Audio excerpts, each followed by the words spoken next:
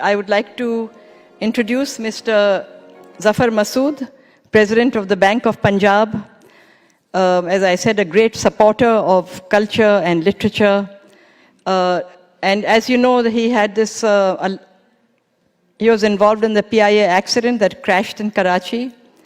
And I think in which everyone died, but God saved Zafar Saab. So I think I hope you will tell us about your experience also. So may I invite you to speak? Thank you and good evening and Assalamu alaikum.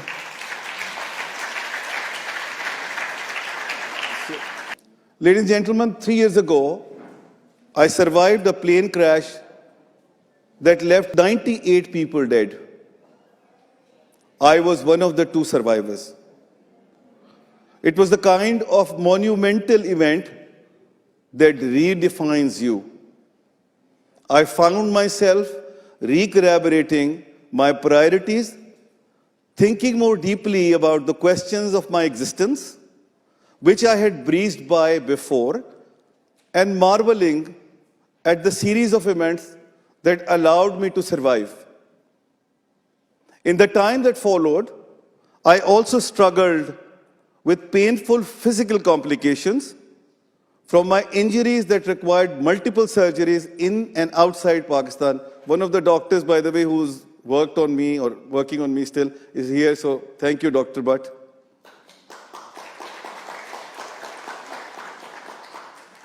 I found this process of coming to terms with my mortality and my newfound physical limitations to be both isolating and incredibly humbling in equal measure. I was at once alone in my predicament in going through a devastatingly traumatic event that very few people could claim to have experienced and survived, and also, paradoxically, bowled over by the outpouring of love and support I received from family and friends, and above all, the people that I had hardly known. Surviving a plane crash does that to you. It introduces you to bizarre thoughts that you would have never thought would exist simultaneously in your brain. You feel horrified and devastated by the tragedy that surrounds you, but you also feel relieved at your survival. And despite that relief, you question why you survived. And when that survivor's guilt gains so much as a toehold in your mind, you find yourself wrecked by it. You recognize that what happened is senseless, and you still look for meaning in the debris left behind. It is a constant, unrelenting struggle, finding and coming to terms with grief and joy, pain and relief, depression, and a renewed will to live all at once. Like most people who have not experienced a distressing event, I had never given much thought to how these complicated emotions could chase one another in a survivor's mind with such blinding swiftness. I was fortunately oblivious to this kind of struggle. I had been employed in senior positions by multinational banks across Pakistan and abroad. At the time my flight went down, I was the president and CEO of the Bank of Punjab, a position which I still hold today. And even though I had grown up in a family tied to arts and literature, the foremost struggles in my life were corporate in nature and not philosophical. So when I confronted these baffling, discomforting, eccentric thoughts, I did the only thing I could think of. I write a book about it. And when I was writing it, I found myself exploring everything from the mechanics of the crash to my feelings during recovery and the evolution of life, learnings post the crash even today. The book is both a labor of love and a means of purification and emotional release for me.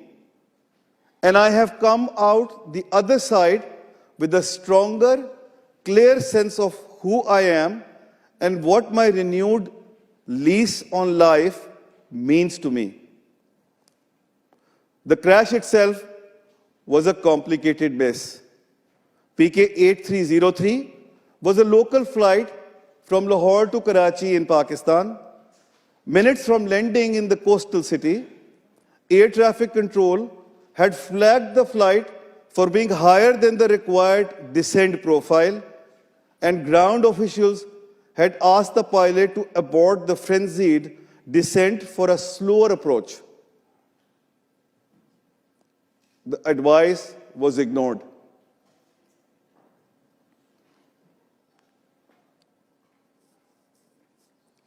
The Airbus grazed the runway on its belly with its landing gear retracted. Its engine scrubbed the tarmac 3 times. The pilot eventually discontinued the landing and decided to circle the airport once again. But the engines had taken a battering from their brush with the ground and they stopped working in midair. The plane became unable to maintain the height it needed and it plunged into the ground. I escaped because of sheer luck. When the plane broke apart, a miraculous opening formed near my seat, and the seat was thrust outwards, away from the rest of the burning wreckage. I fell straight onto a 3rd-floor rooftop, instead directly on the road, and the angle of the fall reduced the damage to my body. It then slid off the rooftop and onto a bonnet of the car, instead of landing on the hard surface of the road below. 6 to 7 people had to wrench me away from the rubble and carry me to safety. Seconds later, the car burst into flames. I do talk about the details of this acutely distressing experience in my book, and the way that disorderly politics and economics combined to create the roiling mess that sank domestic infrastructure ecosystem, including the airlines in Pakistan. This was, after all, the 6th Pakistani plane in crash in a decade. But mostly, I used this book to reflect on life since the crash. I talk about how systematic arrogance led to industry-wide collapse and how it affected individuals and business leaders.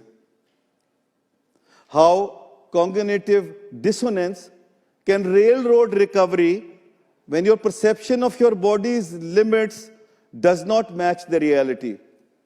And how developing your willpower can help you to overcome significant psychological and physical deficits.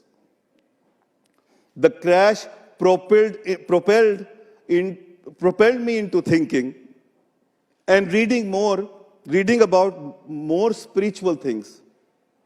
Things like rituals and miracles, and humanity's obsession with both, perhaps.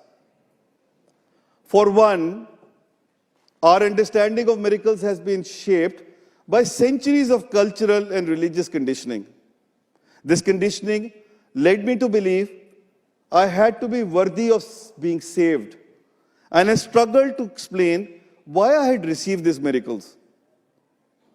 The more emotionally intelligent amongst us today know that trying to become worthy of a miracle is futile. Anyone with any sense of humility can never reach that goal.